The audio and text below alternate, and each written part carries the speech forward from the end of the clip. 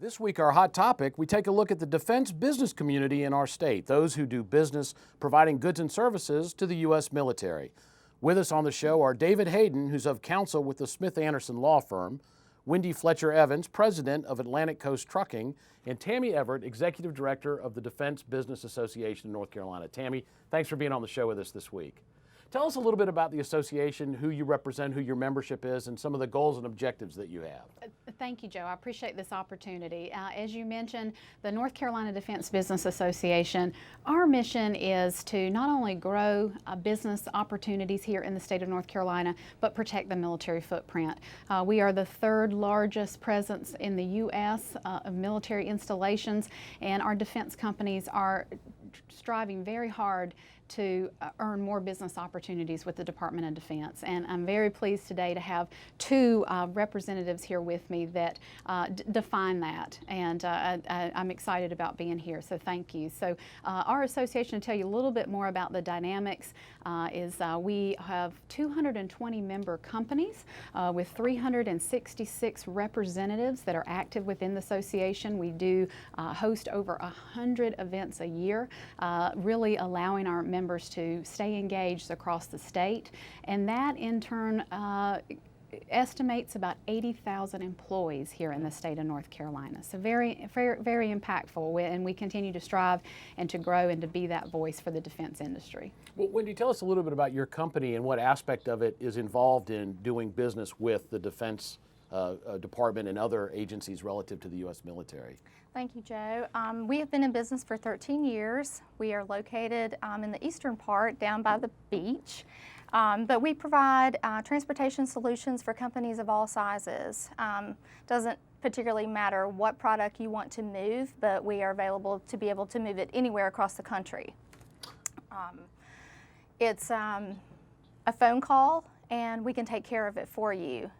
Basically be able to take away that responsibility from whoever's making that phone call, and we'll handle the rest for you. And we've been successful in doing that for over 13 years, and being woman-owned, small business adds another dynamic to being able to do that, because the government does set aside contracts for women-owned businesses. And ironically, this is the first year they've been able to meet that goal, and met it a little over 5% this year.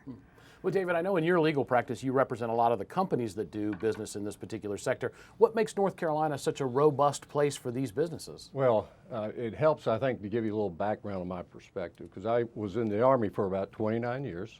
I was a JAG for most of that time as an Army lawyer, and was a senior lawyer at Fort Bragg at one time. When I retired and moved to North Carolina practicing law, supporting companies that engage in government contracting, it's an incredibly robust location here in North Carolina because of the large military bases. And a lot of companies are trying to take advantage of the expertise of all these veterans leaving the service, or also the talent that's coming from all the schools here. And it's just a very fertile environment for growing companies engaging in government contracting. Only problem is we got to increase the amount of government contracting taking place in this state, because our percentage of people present in this state is over 20% that serve in the military in one capacity or another, whether the Army, Air Force, Coast Guard, Reserves, National Guard.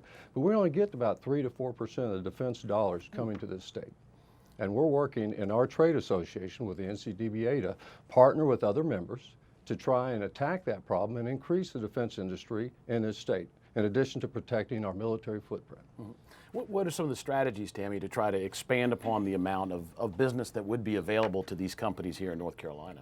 Well, we have made great headway. We had an opportunity to do a first inaugural Washington, D.C. outreach. We took NCDBA on the road, and we spent 2 days on the Hill in front of Senator Tillis, Senator Burr, and several of our congressional leaders, and that really made an impact. And so the inroads that we're making and the efforts that we're making are really paying off to make sure that we're being heard, as David mentioned, and just continuing to kind of beat the pavement to make sure that folks see that there are incredible businesses here in North Carolina that are hungry to grow and to be able to have more opportunities to do more for the economics here in the state. Well, Wendy, is it a particular challenge to have the military as a customer? Is it different than other types of customers you have? Are there particular aspects of doing that business that make it a challenge in ways that you don't have with other customers? Sometimes it can be cumbersome with the paperwork, but I think overall the bottom line is they want service. And that's what makes the difference in any business. Everyone wants that service. They want to know that they can make a phone call and that everything is arranged for them and it's done in a timely manner and it's done right the first time. And being able to provide that service makes a difference. Well, David, in the clients that you have, it's interesting to have on the show to talk about doing business with the military, a trucking business. People wouldn't necessarily think of that when someone is a defense contractor. What's the range of companies that are in this particular part of the economy? Well, government contracting encompasses everything you could imagine that would take place in any city for that matter. We have companies that go everywhere from supporting the military warfighters that go downrange with military equipment, but also moving houses. Trucking companies, moving households when they go from one installation to another, providing support through the stores that operate on the installations. In addition, you have all the family members that accompany their loved ones to these installations and they provide support. They need help as well. We have hospitals on the installation. We have what they call base exchanges on the installations. And so it's just like a regular store, a Harris Teeter or a Food Line in some neighborhood has to be supported. And all these people who engage in this kind of work are doing government contracting. And it's support of the Department of Defense, so we call that defense contracting. Right. Well, we've had this experience before in the state when the federal government Congress puts in a process, BRAC, the Base Realignment Commission. What's the status of that, Tammy? Is there going to be another evaluation of military installations across the country and the possibility either we gain or lose presence here in the state? Absolutely. I mean, the conversations are out there. You know, I feel that there is one certainly in the future, but we don't want to see that. And I'd love to refer to David again on this subject matter because I think he has a better pulse on it than I do. David, if you could speak a little bit about that.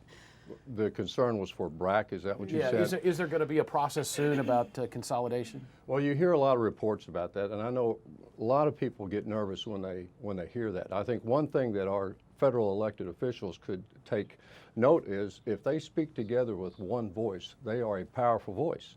And that's the one thing I would encourage our federal elected officials to do, because when they speak with one voice, people will listen to it.